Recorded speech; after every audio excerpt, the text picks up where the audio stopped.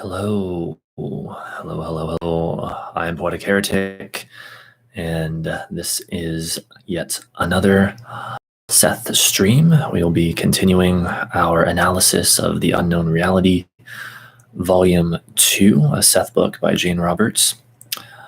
It's been a bit since the last one, but we are back with this now, and why is the lighting all messed up? I have no idea. Maybe it'll... Let's see if I can fix it.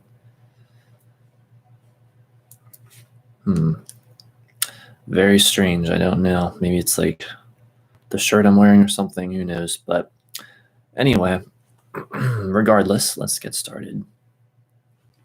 Actually, what if we move that lamp? Maybe that'll fix it. Bear with me one moment.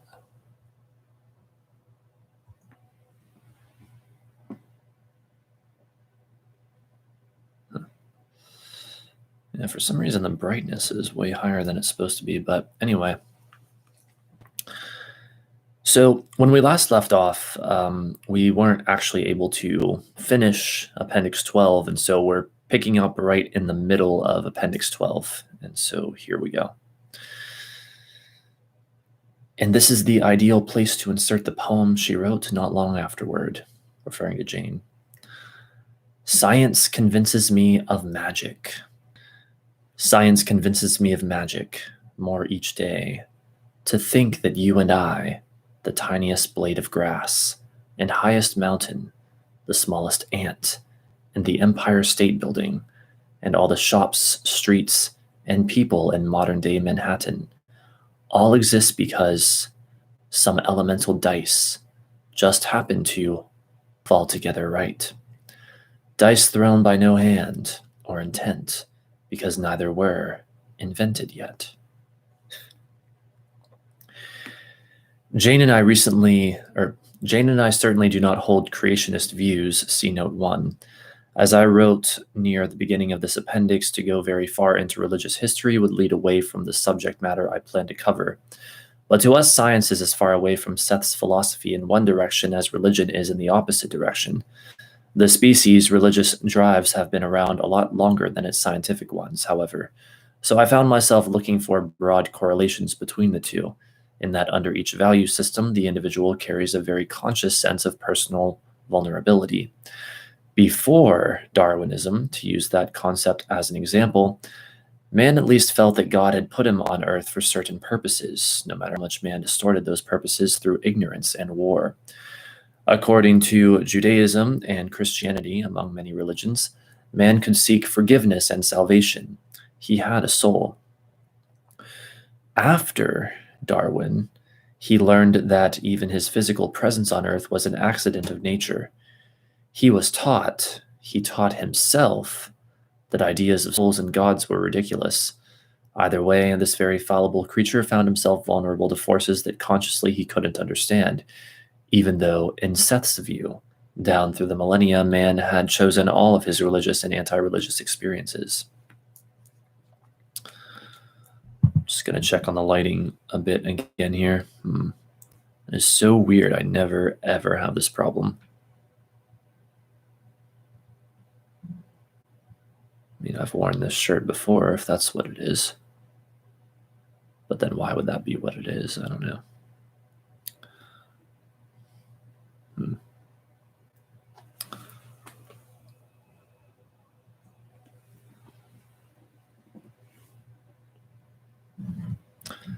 I think that fixed it a little bit, to some extent at least. Okay. As far as I can discover, science pays very little attention to any philosophical questions about why we're here, even while most definitely telling us what's true or not true. And while postulating that life is basically meaningless or goal-less, DNA doesn't care what its host looks like, for instance, science fights awfully hard to convince everyone that it's right, thus attaching the most rigid kind of meaning or direction to its professional views. If I were very cynical, I'd add here that to Jane and me, it often seems that science wants only what science believes.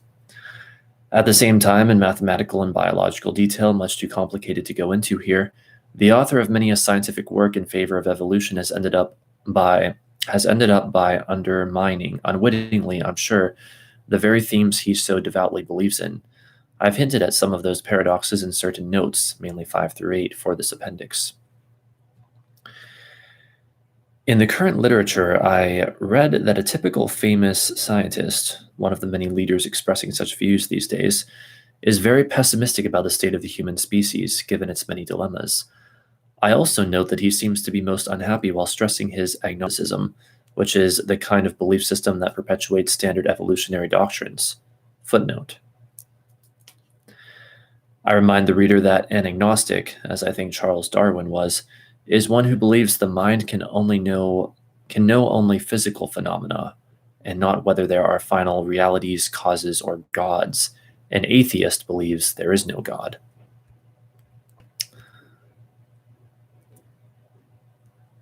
And I think that's the end of the footnote. Wait. No, it isn't.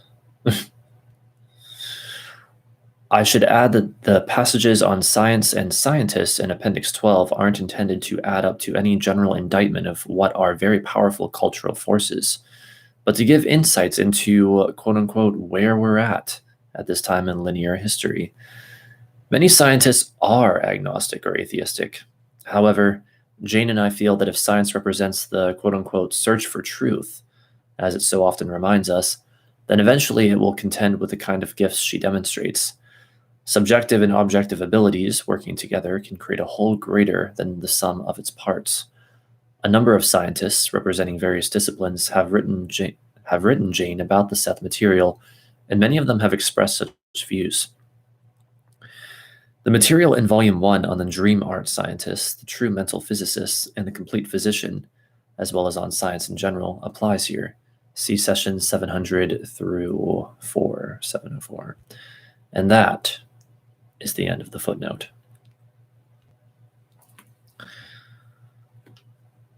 Building upon those limited assumptions, the individual in question tells us how ironic it is that the quote-unquote new portions of the human brain, those that have evolved within the last 2 million years, are responsible for the moral and technological problems our species now faces. The brain's great creative neocortex is held especially accountable for problems that may lead to humanity's self-destruction. None of these challenges, as Jane and I habitually call them, are seen as distorted expressions of the kind of creativity Seth has described many times. Footnote. Earlier in this appendix, see Seth as quoted from Chapter 20 of Seth Speaks and Chapter 8 of Personal Reality. End of footnote.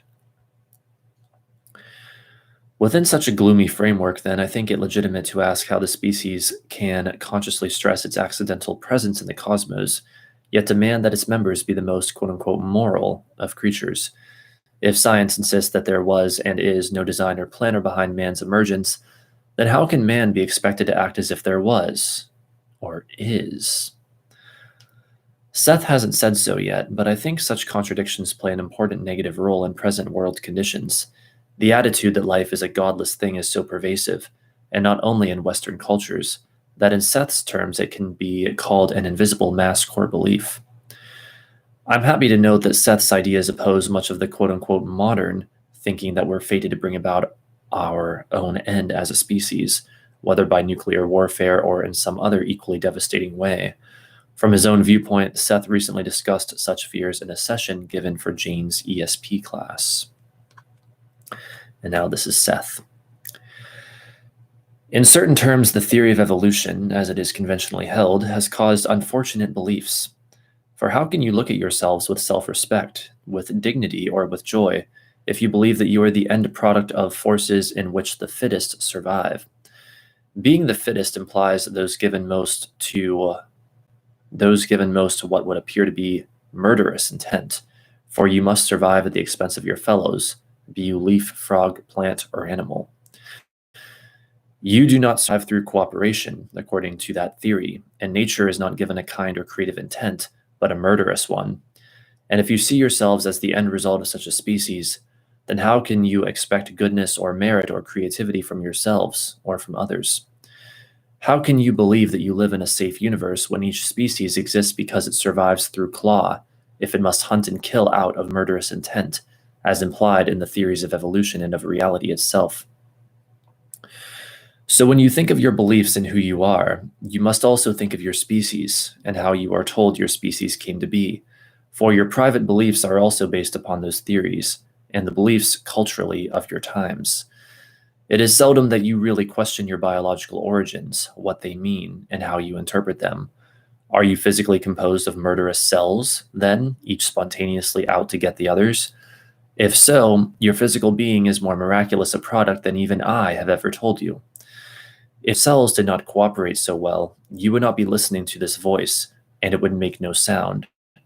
As you listen to me, the cooperative creative adventure within your bodies continues, and in terms of continuity reaches back prehistorically and into the future. Because consciousness creates form with joy, there is no murder that you have not projected out of misunderstanding and ignorance of the nature of that consciousness. Roots do not struggle to exist. One species does not fight against the others to live.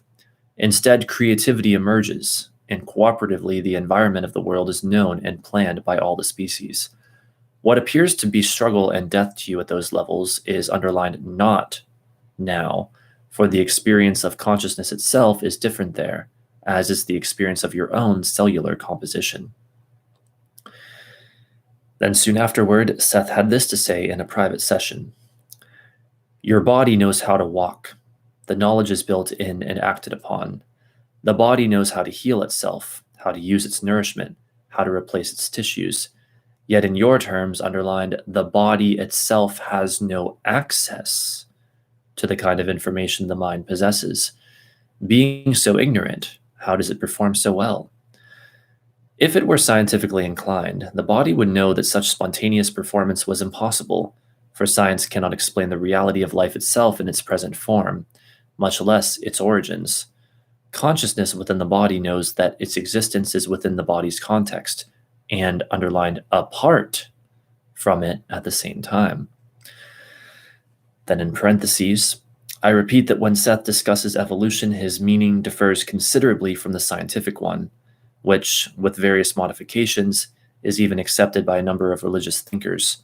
As I show at the end of this appendix, Seth allows for a much greater range of simultaneous origins. In our reality, these imply growth and development out of that quote-unquote basic group of species for the most part, with multidimensional purposes operating inside an enhanced time scheme that includes probabilities, reincarnation, counterparts, precognition, and other concepts, meanings, and beliefs. Footnote. A note added later. I inserted counterparts here because in section 5 of this volume, Seth devotes portions of several sessions to his counterpart concept. Underlined, quote, quite literally, you live more than one life at a time, end quote, his emphasis. Among others, see session 721, here quoted with its appendix 21. As the reader studies those particular sessions, he or she will quickly see how counterpart ideas fit in with the subject matter of appendix 12. End of footnote.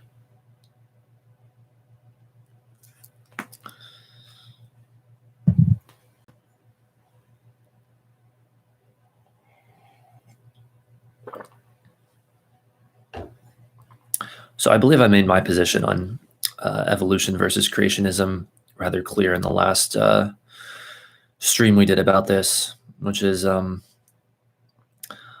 I basically accept the theory of evolution, although I do have a bit of an issue with the idea of survival of the fittest, which it is based upon for many of the reasons that Seth describes here, is that it sort of shows us as living in a universe that is inherently hostile and murderous. And you can just call me naive for having such ideals, but I would hope that our universe is not as murderous as that theory implies. Also, I wouldn't be surprised. Well, I don't know, maybe I shouldn't get into this. People really think I'm crazy now, but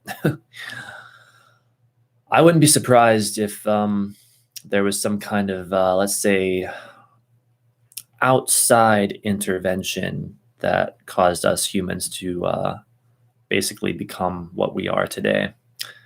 And no, I'm not talking about a god. I'm talking about more out of this world forces. But anyway, all of these qualities are manifestations of all that is, or consciousness, or energy, or whatever.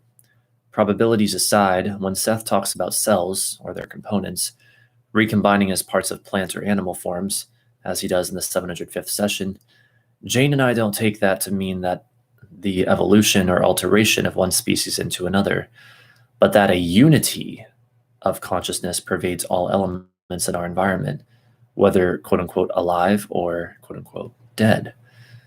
With the concept of probabilities in mind, however, much of the quote-unquote thrust for development and change that Seth also mentions as existing inside all organisms could just as well take place in those other realities. Early in this appendix, I described how Seth continually built upon material that he'd given before, and that processes of correlation between old and new resulted. At this time, my ideas here represent a correlation between Seth's material on evolution in the 705th session, which led to this appendix, and his later statements on origins referred to above. We hope to learn much more about the whole business of evolution, and behind all, Seth insists upon the condition that each of us chose to experience this camouflage reality within this historical context.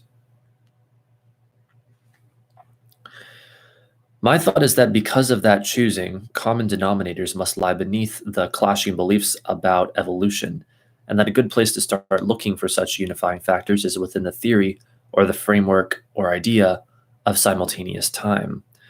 However, one wants to try to express such equality within serial terms. The search would be a complicated one. At the same time, I admit that ideas like this always remind me of Seth's comments in the class session for June 23, 1970, as I excerpted in the appendix for Seth Speaks. And now, back to Seth. In this reality, each of you very nicely emphasize all the similarities which bind you together. You make a pattern of them, and you very nicely ignore all the dissimilarities. If you are able to focus your attention on the dissimilarities, merely those that you can perceive but do not, then you would be amazed that mankind can form any kind or any idea of an organized reality. However, collectively, we do share an agreed upon reality, even if one subject to many stresses. The next two excerpts to be presented from Seth came through in a couple of sessions delivered some time after he'd finished Unknown Reality. I've put them together for easy reading. Their inspiration was my work here and the discussions on evolution that Jane and I led in ESP class. As noted with the quotations given in Note 13, eventually this material will be published in its entirety as part of a Seth book. Perhaps then it can be used as a guide for the sort of investigation just mentioned. In the meantime, the thoughts below can at least help orient some fresh thinking about the beginning of our planet, of all species upon it, and indeed of the universe itself, Seth began. There are verbal difficulties having to do with the definition of life.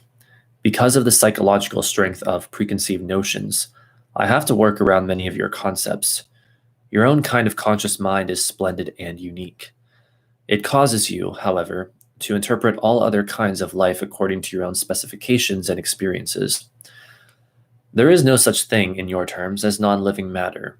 There is simply a point that you recognize as having the characteristics that you have arbitrarily ascribed to life, or living conditions, for there is no particular point at which life was inserted into non-living matter.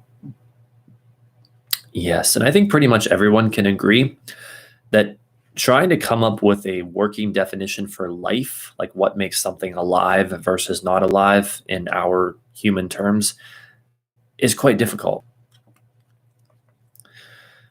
If we must speak in terms of continuity, which I regret, then underlined in those terms, you could say that life in the physical universe on your planet, quote unquote, began spontaneously in a given number of species at the same time. Words do nearly forsake me, the semantic differences are so vast. Underlined, in those terms, there was a point where consciousness, through intent, impressed itself into matter. That quote-unquote breakthrough cannot be logically explained, but only compared to, say, an illumination. That is, a light occurring everywhere at once, that became a medium for life as you define it. It had nothing to do with the propensity of certain kinds of cells to reproduce. All cells are imbued with a quote-unquote drive for value fulfillment, but with an overall illumination that set the conditions in which life was possible as you think of it. And at that imaginary, hypothetical point, all species became latent. The inner pulsations of the invisible universe reached certain intensities that quote-unquote impregnated the entire physical system simultaneously. That illumination was everywhere then, at every point, aware of itself and of the conditions formed by its presence. At the same time, EE units, see Note 3, became manifest. As I have said, correction, I have said, for example, that the universe expands as an idea does, and so the visible universe sprang into being in the same manner. The same energy that gave birth to the universe is, in those terms, still being created. The EE units contain within themselves the latent knowledge of all of the various species that can emerge under those conditions. It is according to your relative position. You can say that it took untold centuries for the EE units to quote-unquote initially combine, forming classifications of matter in various species, or you can say that this process happened at once. In your terms, each species is aware of the condition of each other species and of the entire environment. Underlined in those terms, the environment forms the species and the species form the environment. There were fully developed men, that is, of full intellect, emotion, and will, underlined, living at the same time, in your terms, as those creatures supposed to be man's evolutionary ancestors. However, as you begin to question the nature of time itself, then the quote-unquote when of the universe is beside the point. The motion and energy of the universe still comes from within. I certainly realize that this is hardly a scientific statement, yet the moment that all that is conceived of a physical system, it was invisibly created, endowed with creativity, and bound to emerge into physical reality. There underlined is a design and a designer, but they are so combined, the one within the other, the one within and the one without, that it is impossible to separate them. The creator is within its creations, and the creations themselves are gifted with creativity. The world comes to know itself, to discover itself, for the planner left room for divine surprise, and the plan was nowhere foreordained. Nor is there anywhere within it anything that corresponds to your quote-unquote survival of the fittest theories. Oh boy, aren't we just getting controversial now? Seth's statement just given, that fully developed men coexisted with their supposed ancestors, led to our request that he follow through with more information on the subject. He's done so to some extent, and here we're presenting material from one of those later sessions to show his thinking. He continues to confound accepted evolutionary theory. As usual, however, Seth's new data obviously imply new questions that we haven't gone into yet. But at least, I told Jane, he said certain things that we can ask questions about, whether from the viewpoint of evolution, time, language, civilization, or whatever. The excerpts to follow, incidentally, are those I referred to earlier in this appendix, when I wrote that just as Jane had supplemented Seth's material on early man with some of her own, as given in Appendix 6 in Volume 1, he in turn added to hers. Now it's back to Seth. In your terms of history, man appeared in several different ages, not from an animal ancestor in the way generally supposed. There underlined were men animals, but they were not your stock. They did not quote-unquote lead to anything. They were species in their own right. Footnote. Weirdly enough, right as Seth said that, there's a dog barking outside. I don't know if that's being picked up, but synchronicity. I suggest that sessions 562 through 63 in Chapter 11 of Seth Speaks be reviewed in connection with all of this material. In Volume 1, see Note 4 for Session 689. End of footnote. There were animal men. The terms are for your convenience. In some species, the animal-like tendencies predominated. In others, the man-like tendencies did so. Some were more like men, some more like animals. The Russian steppes had a particular giant-sized species. Some also, I believe, in Spain, that area. This is funny because this is reminding me a bit of Ancient Aliens, which I watched quite a bit of, well, sort of quite a bit of back in the day when it was like first on, or soon thereafter. But I was also watching a couple episodes of that recently on Netflix. I don't know. A lot of people say that you can't believe the information in that show, and maybe they're right. I would need to look into it more. But with that said, I recommend checking that show out if you're interested in that kind of thing. It's very, I don't know, I find it fascinating. There is considerable confusion, for that matter, as to the geological ages as they are understood. Yet another footnote. Without going into detail yet, nor have we asked him to, Seth has insisted more than once that the Earth is, quote-unquote, much, much older than its currently estimated age of 4.6 billion years. That's weird. I find that hard to believe, but end of footnote. Such species existed in many of these ages. Man, as you think of him, shared the Earth with the other creatures just mentioned. In those terms, so-called modern man, with skull structure and so forth, existed alongside of the creatures now supposed to be his ancestors. There was some rivalry among these groups, as well as some cooperation. Several species, say, of modern man died out. There was some mating among these groups, that is, among the groups in existence at any given time. The brain capacities of your particular species have always been the same. Many of the man-animal groups had their own communities.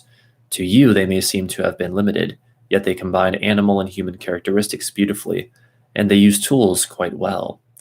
In a manner of speaking, they had the earth to themselves for many centuries, in that modern man did not compete with them. Both the man-animals and the animal men were born with stronger instincts. They did not need long periods of protection as infants, but in an animal fashion were physically more agile at younger ages than, say, the human infant. The Earth has gone through entire cycles unsuspected by your scientists. Underlined modern man, then, existed with other man-like species, and appeared in many different places on the Earth, underlined and at different ages. There were then also animal man and man-animal civilizations of their kinds, and there were complete civilizations of modern man existing long before the ages now given for, say, the birth of writing in 3100 BC. My position after writing this appendix is that in scientific and religious terms, we know little about our world and universe, its origins, and its amazing variety of forms, both quote-unquote living and non-living. Our own limitations may have something to do with our attitudes here, yet Jane and I have become very careful about believing science or religion when either one tells us it can explain our world, for each of those disciplines ignores too much. No matter what the source of this camouflaged reality may be, our conscious lack of knowledge and understanding as we manipulate within it, through naive realism or any other system of belief or perception, ought to make us humble indeed. All arrogance should be transcended as we become more and more aware of the limitless beauty, complexity, and mystery that surrounds us, and of which we are a part. Jane and I just don't think it all came about through chance. The mind can ask too many questions to be satisfied with mechanistic explanations, and nurturing that characteristic of dissatisfaction alone may be one of the most valuable contributions the Seth material can make. To us, even quote-unquote ordinary linear knowledge as it accumulates through the next century or two, not to mention over longer spans of time, is certain to severely modify or make obsolete many concepts about origins and evolution that today are dispensed by those in authority, and which most people accept unthinkingly. For some years now, organized religion as a whole has been suffering from a loss of faith in members, stripped of its mysteries by science, which, with the best of intentions, offers in religion's place a secular humanism, the belief that one doesn't need blind faith in a god in order to be morally concerned for the common welfare. Paradoxically, however, this concern is most of the time expressed in religious terms, or with religious feeling. Yet science too has experienced many failures in theory and technology, and knows a new humility, at least partly because of these failures.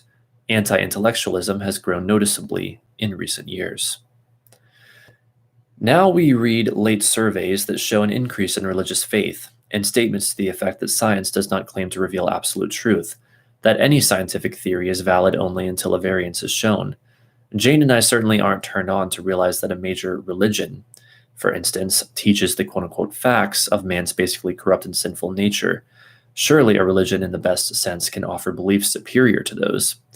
At the same time, we take note of the latest efforts of biological researchers to explain how, millions of years ago, a primitive DNA molecule could begin to manufacture the protein upon which life, unquote, rides, and thus get around the contradiction posed in Note 8.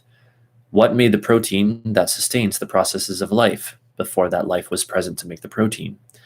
The scientists involved hope the new hypothesis will survive further tests and become quote-unquote fact, thus giving clues to the riddles of origins and evolution.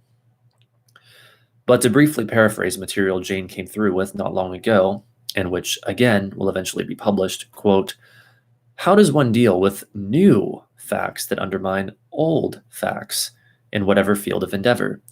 Do you say that reality has changed? Upon examination, facts give, end quote.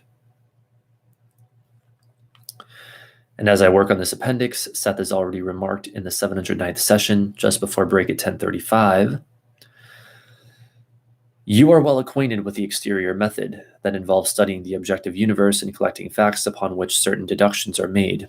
In this book, Volume 2, therefore, we will be stressing interior ways of attaining not necessarily facts, but knowledge and wisdom. Now, facts may or may not give you wisdom. They, underlined, can, if they are slavishly followed, lead you away from true knowledge. Wisdom shows you the inside of facts. Correction. Insides of facts, so to speak, and the realities from which facts emerge.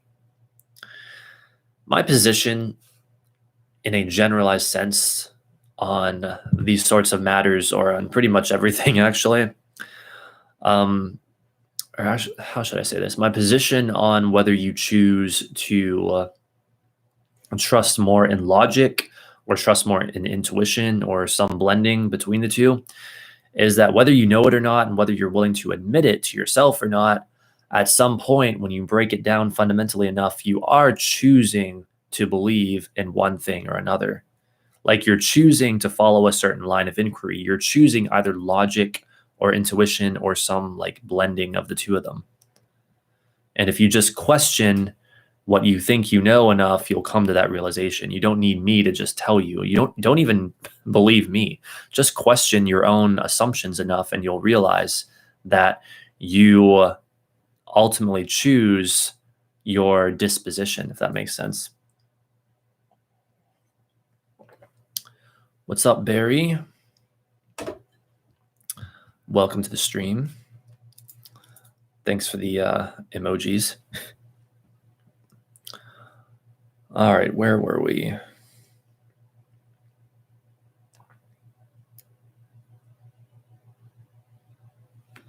Okay, here we are.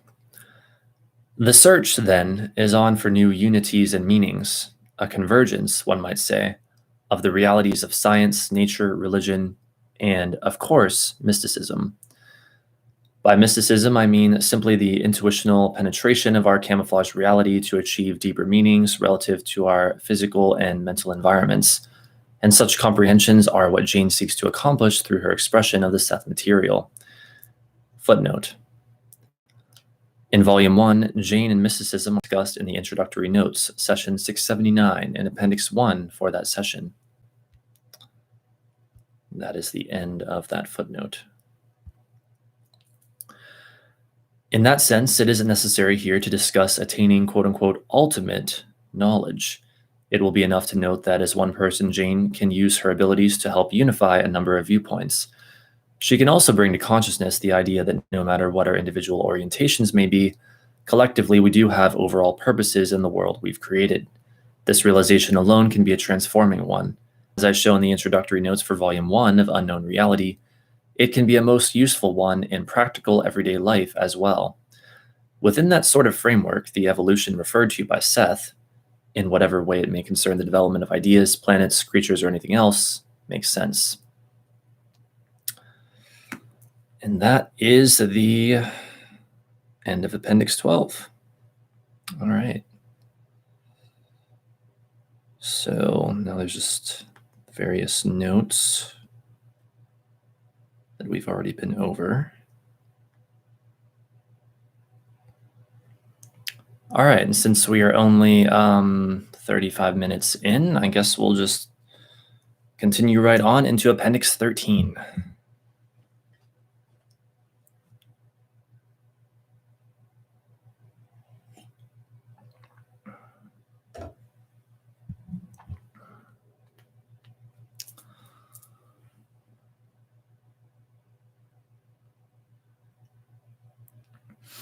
Am I ready to die?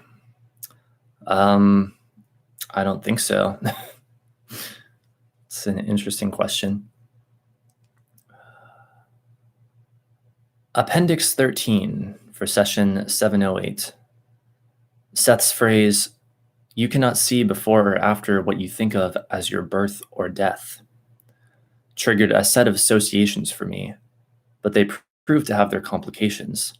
I thought I remembered a statement he'd made long ago, but now I couldn't locate it within the body of his material. One by one, my mental connections fell into place as I searched for it.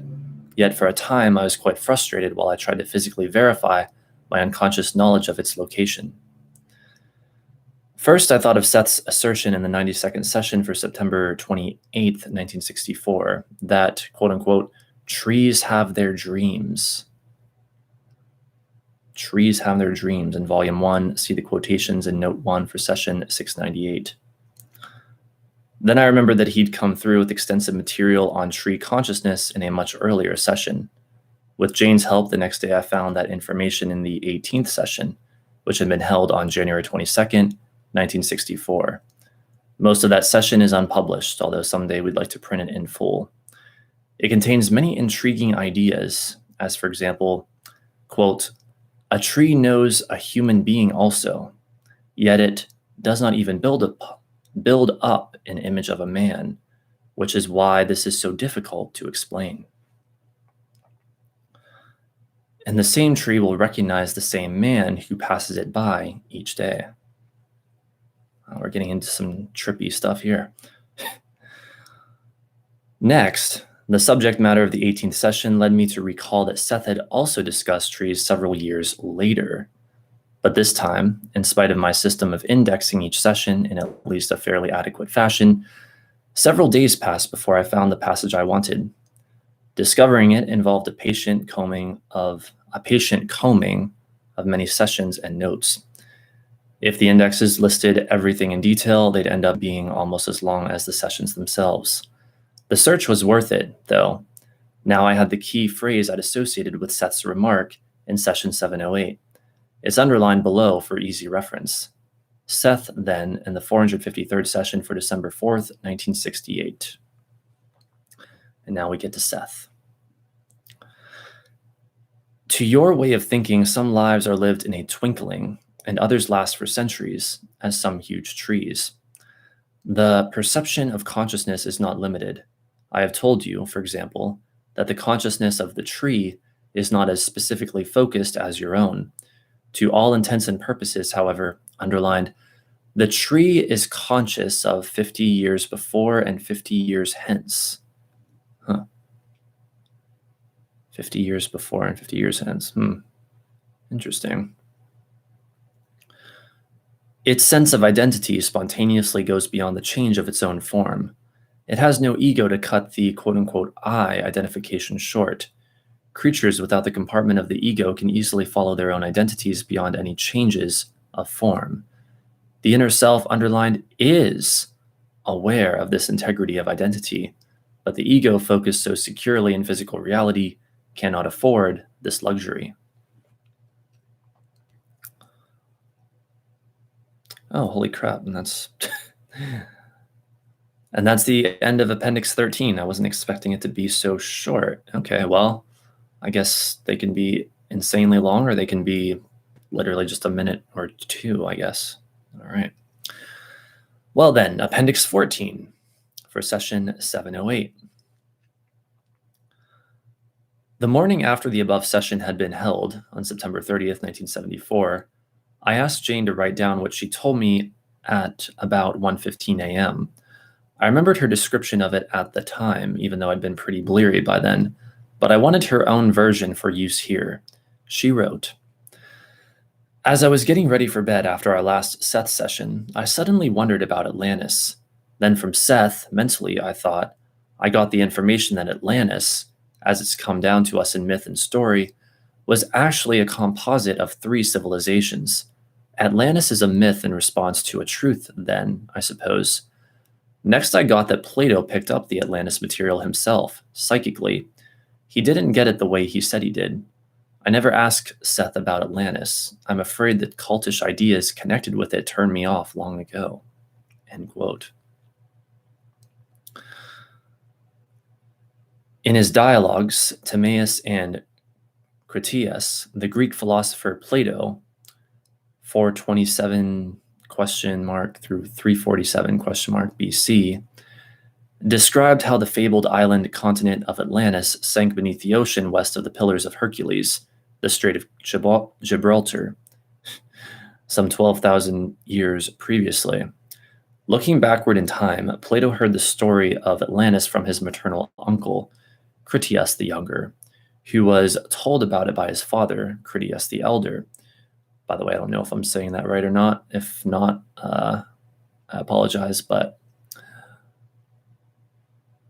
who heard about it through the works of the Athenian statesman and lawgiver Solon, who had lived 2 centuries earlier, circa 640 to 559 BC. And Solon got the story of Atlantis from Egyptian priests, who got it from, and there's just kind of a line and a question mark. Whether Atlantis actually existed in historic terms, its location, the time of its suggested demise, and so forth, are of course points strongly contested by scholars, scientists, and others. Any specific associations that might have brought the Atlantis information to mind were hidden from Jane, though neither of us had been reading or talking about it. We were left thinking that the general tone of Seth's material early in the session, especially in his references to such ideas as quote-unquote historical sequences and quote-unquote alternate realities, might have served as a trigger. A note added later. Seth himself had some things to say about Atlantis in the 742nd session for Section 6. The session also contains excerpts from the Atlantis material he delivered a month or so after finishing Volume 2 of Unknown Reality. Without giving away any quote-unquote secrets, I can write that on both occasions Seth discussed the subject in conjunction with his postulates about ideals, myths, religion, probabilities, and the simultaneous nature of time. And that's the end of Appendix 14. All right.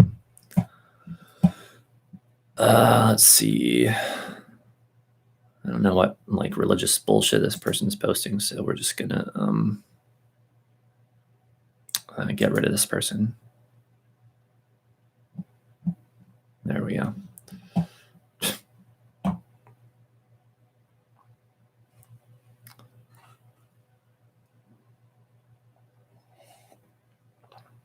I mean, I could sit here and argue all day with people, which they left, by the way. They're not even here anymore. I could sit here all day and argue with people if they want to do or debate them over this or that, but at the end of the day, I'm just here to focus on this material. Right now, I'm not here to get into arguments and shit, so I don't really care to at this point. So, all right, Appendix 15 for session 710. Today we read a long treatise on the quote-unquote truths advocated by quote-unquote holy men associated with various Eastern religious philosophies, Hinduism, Buddhism, Taoism, and so forth. Jane's quick and impassioned response through her own writing, as presented below, reflects feelings deeply rooted within her mystical nature, and also illuminates important aspects of the body and direction of the Seth material as a whole. Given those points, she's bound to have differences of belief with other views of reality. Yet I think more is involved in choosing among the belief systems offered by Eastern or Western cultures, for instance. That is, in more basic terms, each personality would make that kind of choice before physical birth, with the full understanding of the vast influence such a decision would have upon a life's work. Obviously, in those terms of linear time, Jane and I each feel that we chose our present environments.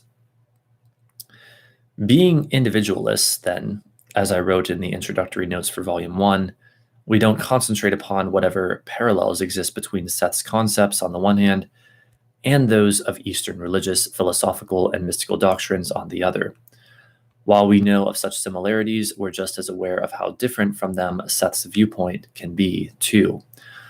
I added that even though we have no interest in putting down other approaches to inner reality, still we're firm believers in the quote-unquote inviolate nature of the individual consciousness before, during, and after physical existence in ordinary terms. End quote. Footnote.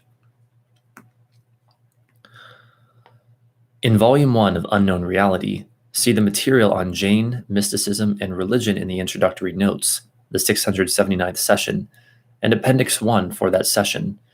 In that first appendix, the notes on Jain as an independent mystic, despite her denial that she even thinks of herself as a mystic, are especially appropriate here.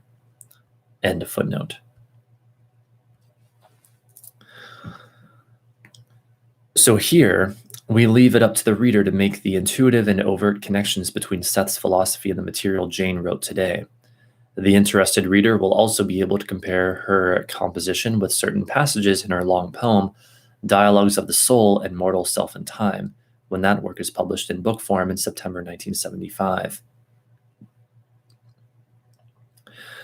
Thus, Jain demanded in her composition of this afternoon, October 7th, 1974, quote, "What is this passion for non-being, this denial of sensual life that drives so many gurus and self-proclaimed prophets? They speak out against desire while propelled by the overwhelming desire to lose themselves. They luxuriate in a kind of cosmic masturbation, titillating their psychic organisms into pitches of mindless excitement, cavorting orgasms of self-surrender. They bask in a sort of universal steam bath that drives all impurities of individuality or creativity from their souls, leaving them immersed, supposedly forever, in a bliss beyond description, in which, indeed, their own experience disappears. Thank God that some God managed to disentangle itself from such psychic oneness, if that's what it's supposed to be. Thank God that some God loved itself enough to diversify, to create itself in a million different forms, to multiply, to explode its being inward and outward. Thank God that some God loved its own individuality enough to endow the least and the most, the greatest and the smallest, with its own unique being." The gurus say, "Give it all up." One of those we read about today counsels, "When you want to do one thing, do another instead. Do not do what you want to do, but what you should do." Never trust the self that you are, the gurus say, but the self that you should be. And that self is supposed to be dead to desire, beyond wanting or caring. Yet paradoxically, this non-feeling leads to bliss. The gurus say that all that is within you, yet tell you not to trust yourself. If all that is didn't want appearances, we wouldn't experience any. Yet appearances, the gurus say, are untruths, changing and therefore false. Yeah, I have to say, I basically agree with this. It is my firm position that at least the vast majority of us are not in physical reality to transcend physical reality, or in physical reality to be in physical reality. Like if we were here just to escape it, then it's kind of like, why did we come in the first place? Why did we even choose to have this experience in the first place? It's like there would be no point. I guess you could argue that the point is transcendence, but then it's like, why do so few people reach that then? And why are so few even motivated or wanting to do that? It doesn't really make sense to me. But anyway, footnote. From any of Seth's books, let alone Jain's, I could cite a number of comments that question much of the thinking behind different Eastern systems of religious thought. Seth, for example, in the 642nd session in Chapter 11 of Personal Reality, quote, "You will, underlined, not attain spirituality or even a happy life by denying the wisdom and experience of the flesh. You can learn more from watching the animals than you can from a guru or a minister, or from reading my book.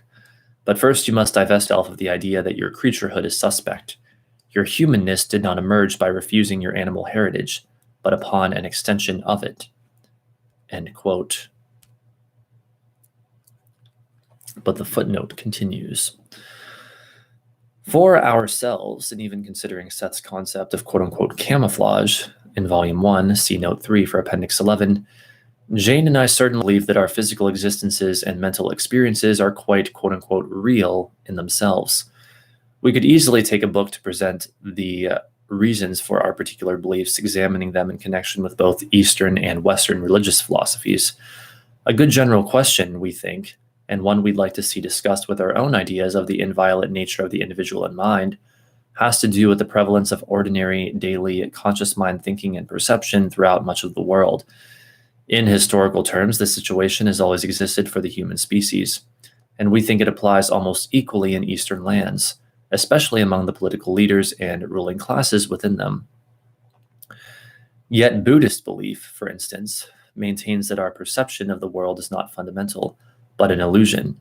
Our quote-unquote ignorance of this basic undifferentiated quote-unquote suchness then results in the division of reality into objects and ideas. But why call our generalized awareness an illusion, instead of regarding it as one of the innumerable manifestations that reality takes? No one is free of certain minimum physical needs or of self-oriented thought, I remarked to Jane recently, and each nation strives to expand its technological base no matter what its philosophy may be.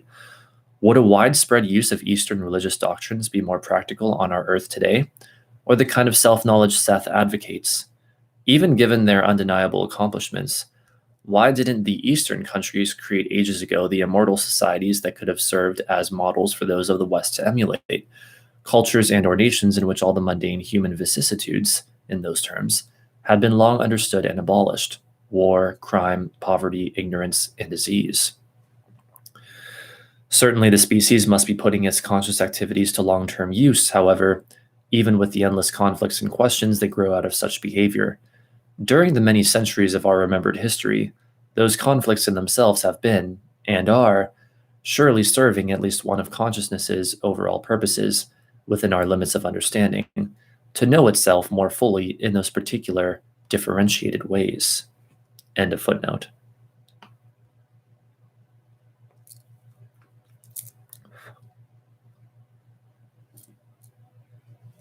Feel like there's a freaking hair like suddenly on my lip or something, but weird stuff. Don't touch your face. Don't be like me, ladies and gentlemen. Don't touch your face because of the current coronavirus. I'm only doing this because I live such an isolated life that it's virtually impossible for me to catch it as far as I know. And I wash my hands frequently. Anyway, let's see, where were we? Back to Jane's essay. Is my body an appearance, hence an untruth amid the truth which is changeless? Ah, dear body, then, how lovely and blessed your untruth, which is sensate and feels desire through the hollowest of bones.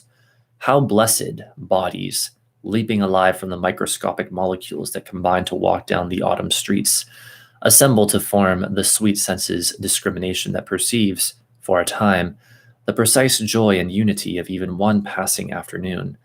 The body's untruth, then, is holier than all truths, and if the body is an untruth, then I hereby proclaim untruth, and truth in all the Guru's truths as lies. You know, I swear, as I'm reading this essay, that this was also presented in the main part of the book. Like, I swear I've read this before. And not just like to myself or whatever, but I've read it in like one of these streams. But I don't know. Maybe some of it was presented, but not all. I cannot recall. Anyway. God knows itself through the flesh. God may know itself through 1,000,000 or 1,000,000,000 other worlds, as so may I. But because this world is, and because I am alive in it, it is more than appearance, more than a shackle to be thrown aside. It is a privilege to be here, to look out with this unique focus, with these individual eyes, not to be blinded by cosmic vision, but to see this corner of reality which I form through the miraculous connections of soul and flesh. Cherish the gifts of the gods. Don't be so anxious to throw your individuality back into their faces, saying, I'm sick to death of myself and of my individuality. It burdens me. Even one squirrel's consciousness, suddenly thrown into the body of another of its kind, would feel a sense of loss, encounter a strangeness, and know in the sacredness of its being that something was wrong. Wear individuality proudly. It is the badge of your godhood. You are a god living a life, being, desiring, creating. Through honoring yourself, you honor whatever it is God is and become a conscious co-creator. That is the end of her essay and the end of that particular appendix. All right, we are making progress tonight. Though, as I look here, there's still a substantial portion of the book left. I'd say about roughly 1/5 to 1/6. So we've still got a pretty good amount to go, even though we're in the appendix now.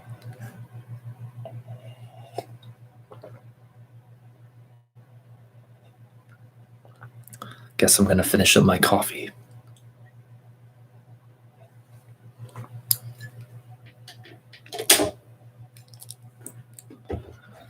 All right, well, it's 9:53 p.m. right now as I am broadcasting this live, but I don't really want to stop.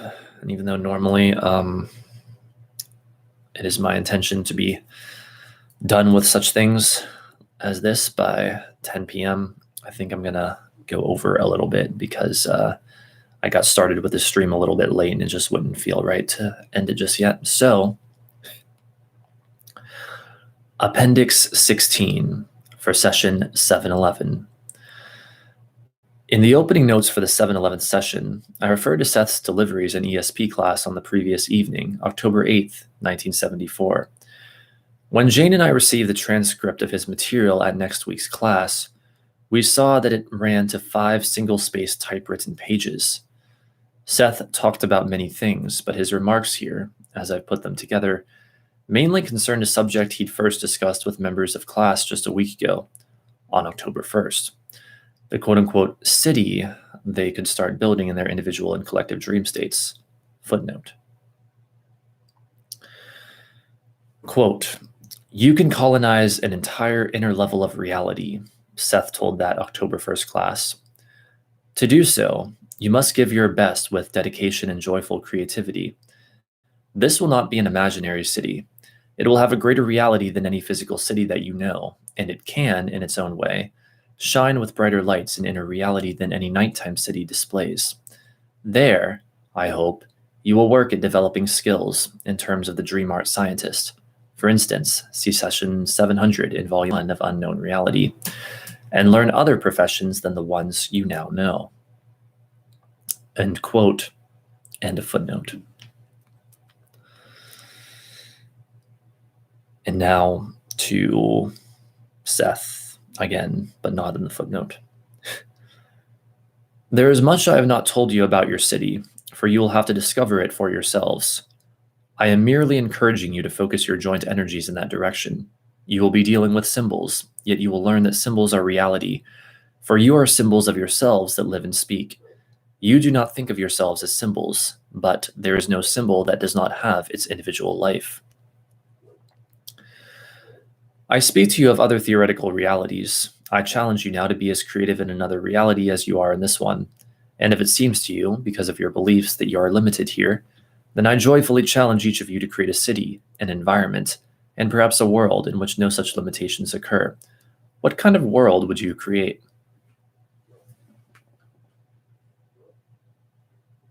It's getting a little bit cold in here, so I just turned my heater up.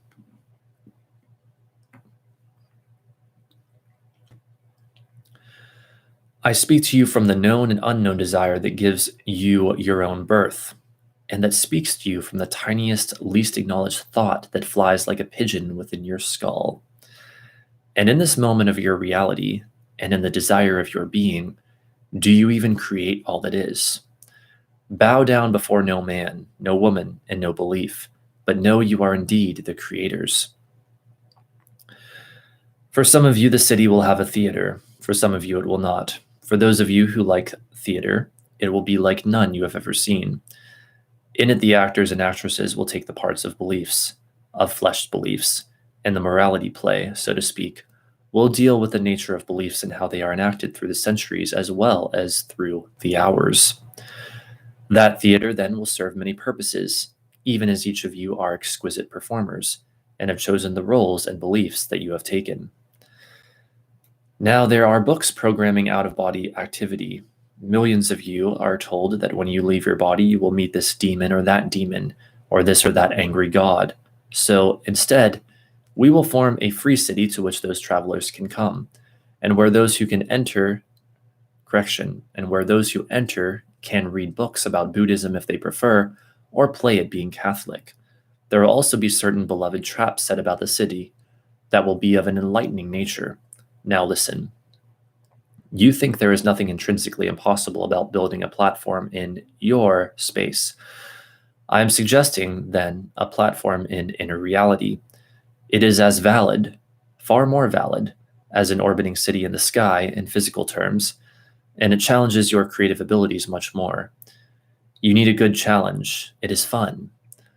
Not because you underlined should do it, but because you underlined desire it. It is a great creative challenge that you can throw down to yourselves from your future selves. In answer to a question from a student, a beloved trap is one that you set for yourself, and so our city will be full of them. When you are tired of playing a Catholic priest, for example, you will fall into your own trap, in which your beliefs, as such a one, are suddenly worked out to their logical perfection, and you see what they mean. Now, when children walk down streets, they count the cracks in the sidewalks, and so our city will have its own kind of tricky walks. There will be sidewalks within and above and below sidewalks, but it is for each individual to decide which one he or she will follow. When Rupert, as Seth calls Jane, was a young girl, he wrote a poem in which he declares, "You make your own sidewalks, and I make my own sidewalk." Footnote. Seth didn't quote Jane's little poem exactly from 26 years ago, but paraphrased it. It's called Echo, and Jane wrote it in 1948 when she was 19 years old. Once again, in an early work, we see clear signs of the Seth material to come in 1963. Echo begins, "I stand upon a block of stillness. It is more secure than any sidewalk. I bring with me my own sidewalk." End of footnote. And so our city will simply have alternate sidewalks, and they will be beloved traps set by each self. I feel no great responsibility for any of your beings. If I did, then I would be denying you your own power, and therefore seemingly building my own. I am here because I enjoy it. I am a teacher, and because I am a teacher, I love to teach. A person who loves to teach needs people who love to learn. That is why I am here and why you are here. My view of reality is different from your own, and that is fine, and so I can teach. A true teacher allows you to learn from yourself. I enjoy the great vitality and exuberance of your reality, and our city will have joy and exuberance. Now, joy sounds quite acceptable, but with amusement. Our city will also have fun, which in many spiritual circles is underlined not so acceptable. In that class session, Seth had much more to say about the dream city because of the individual freedom of creation implied in the city's very existence, and in Jane's early poem in Note 2. I'll close this appendix with another of her verses. This one is from an even earlier poem, Lorilo, Lorrylo,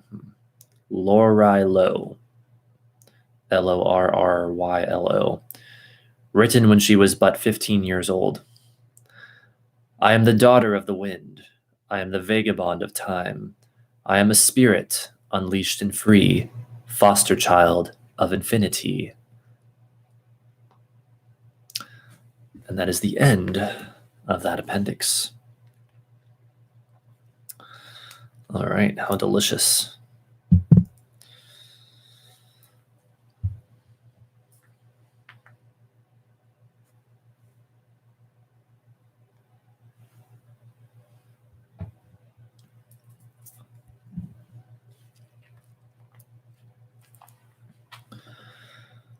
Appendix 17 for session 711.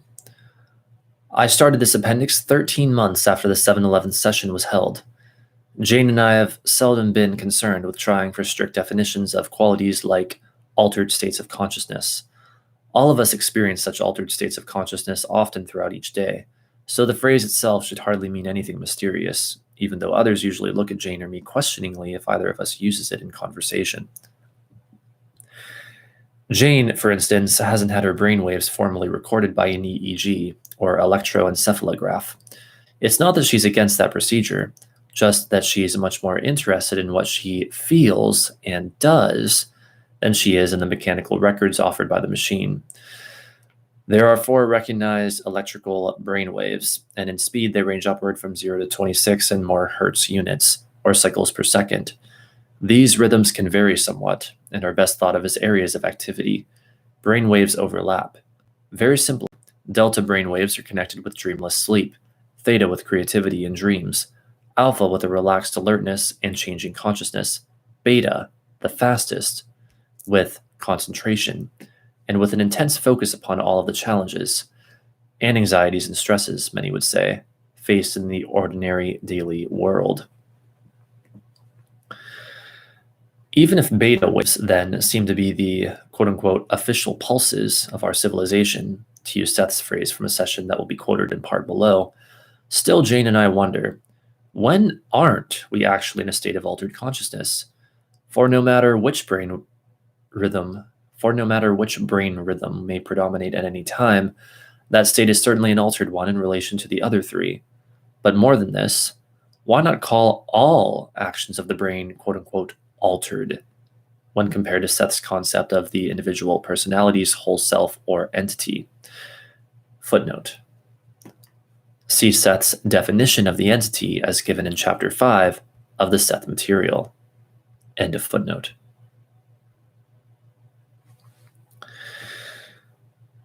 We read that in ordinary terms, highly creative people, like Jane, usually generate large amounts of theta and low alpha waves pretty constantly while doing their thing. Measuring and recording brain waves is a complicated task, however. Not only is it important which areas or lobes of the brain are monitored, if not all of them, but because of the mechanical limitations of the EEG itself, much that goes on in the brain is necessarily missed. In addition, the 2 hemispheres of the individual brain often show variations in electrical energy states. But most importantly, we think, while the EEG can indicate broad categories of brain activity, it can hardly probe the participant's very individual and subjective content of mind within this camouflage physical reality. Nor at this time, given the minimum premise that Jane speaking for Seth constitutes any indication of quote-unquote paranormal activity, do we think that her performance could be identified as such per se on the graphs of her brainwaves. The state of quote-unquote EEG art isn't that advanced yet, if it ever will be. Presumably, however, when speaking for Seth, Jane would show definite changes in all frequency areas in both hemispheres, with the theta and delta ranges altered the most. We also think that her EEG readings would vary once again when she spoke or sang in Samari, her trance quote-unquote language. Our curiosity about such speculations led me to plan this appendix shortly after the 7-11 session was held, and I asked Jane if Seth could eventually offer some insights about the brain's electrical reality. He finished dictating Volume 2 of Unknown Reality in April 1975, and we finally got around to the session I wanted 6.5 months later. Seth did give much unexpected material about the brain and about his own reality, incidentally, but the session turned out to be so long and closely interrelated that I found it very difficult to excerpt. Most of the portions I picked out were left hanging or were too incomplete. Naturally, Seth said what he said from his own viewpoint. I ended up choosing the few quotations gathered together here just to indicate the direction of the information, while hoping that the entire session, with others promised on the subject by Seth, will be published someday. From the 760th session for November 10th, 1975. The beta waves quicken. They seem to be the official pulses of your civilization, giving precedence to official reality. But you have little idea that the psyche is underlined inherently able to seek its conscious experience from all of the known ranges, according to the kind of experience chosen at any given quote-unquote time. Beta was not meant to carry the full weight of conscious activity, however, although its accelerating qualities can lead to initiations into quote-unquote higher realms of consciousness, where indeed the brain waves quicken. The other patterns, delta, theta, and alpha, are highly important to physical and mental stability, being very interwound with cellular consciousness. In cases usually called schizophrenic, the beta acceleration is not supported by the stabilizing attributes of the other known frequencies. It is possible then for a brain to register all of the known patterns at once, though your machines would note only the predominating rhythm. A kind of inverted beta pattern, difficult to describe, often appears suddenly in the midst of the other ranges, underlined driving through them, accelerating consciousness to a high degree of creativity.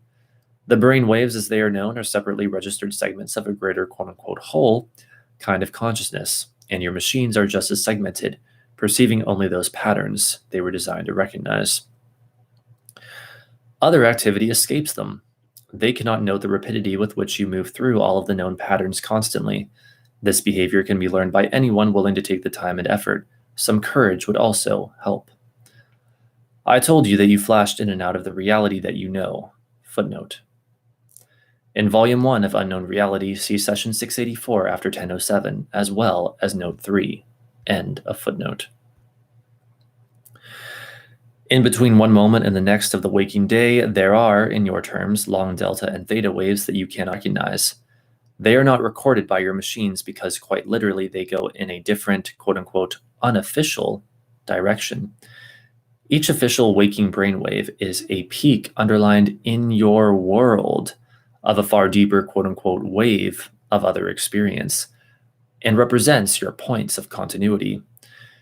Each beta wave rides atop the other patterns. In normal sleep, the quote-unquote conscious wave rides beneath the others, underlined with the face of consciousness turned inward, so to speak. All the recognized characteristics of consciousness are quote-unquote inverted, probing other realities than the one you know. They are quite effective in lightning fast. In sleep, the beta waves are not turned off. The quote-unquote conscious part of you, with its beta rhythms, is elsewhere. In these sessions, the full range of brainwaves is utilized as you understand them. Here, in a highly creative, disciplined, underlined, and yet spontaneous performance, a situation is set up in which knowledge is obtained from the known frequencies, combined so that consciousness can use itself more fully, reaching into many areas closed to underlined one range of consciousness alone. The various diverse, unique characteristics of each level of awareness are given play. In a way, this is like an accelerated, chosen, well-organized, quote-unquote, conscious dream venture, in which Rupert travels through mediums of consciousness until finally he, still being himself, is nevertheless underlined no longer himself, humorously, but me. He is combining and alternating frequencies so that he literally brings forth a different creature of consciousness, one that in your terms is not alive, yet one whose very reality straddles the life that you know. The most elemental portions of my reality begin at the furthest reaches of your own. In sleep, your ordinary brain waves, underlined as you understand them, register a chaotic jungle of experience not normally processed. Biologically or psychically, there is little need for such disorientation. The normal waking consciousness, with its characteristic patterns, can indeed follow into sleep. A mixture of brain waves would result. Consciousness, as you think of it, expands tremendously under such conditions. You would follow your own pattern of continuity and understanding, weaving this into the sleep and dream states, forming a quote-unquote new pattern that triumphantly combines all, as to some extent this occurs in our sessions. In an ideal society, each brainwave would be utilized purposefully. You would go to sleep to solve certain problems.